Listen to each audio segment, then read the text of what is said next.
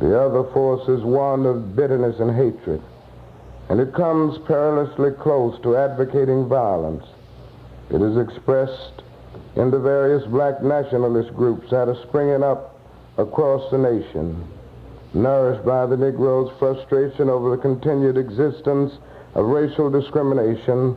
This movement is made up of people who have lost faith in America, who have absolutely repudiated Christianity, and who have concluded that the white man is an incorrigible devil.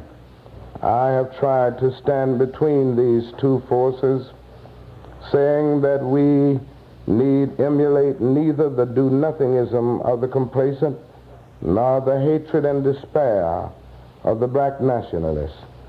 For that is a more excellent way of love and nonviolent protest.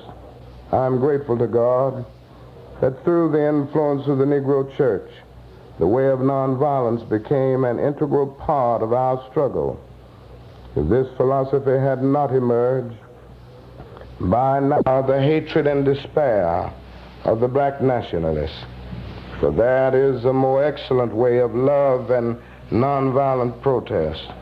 I am grateful to God that through the influence of the Negro Church, the way of nonviolence became an integral part of our struggle. If this philosophy had not emerged, by now many streets of the South would, I am convinced, be flowing with blood.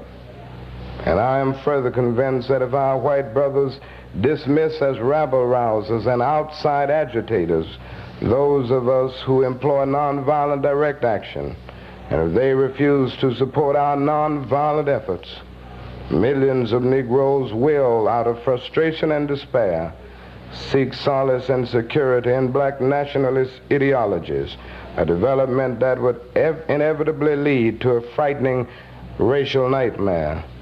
Oppressed people cannot remain depressed forever.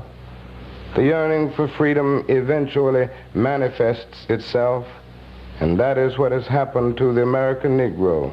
Something within has reminded him of his birthright of freedom, and something without has reminded him that it can be gained. Consciously, unconsciously, he has been caught up by the spirit of the times, and with his black brothers of Africa and his brown and yellow brothers of Asia, South America, and the Caribbean, the United States Negro is moving with a sense of great urgency toward the promised land of racial justice.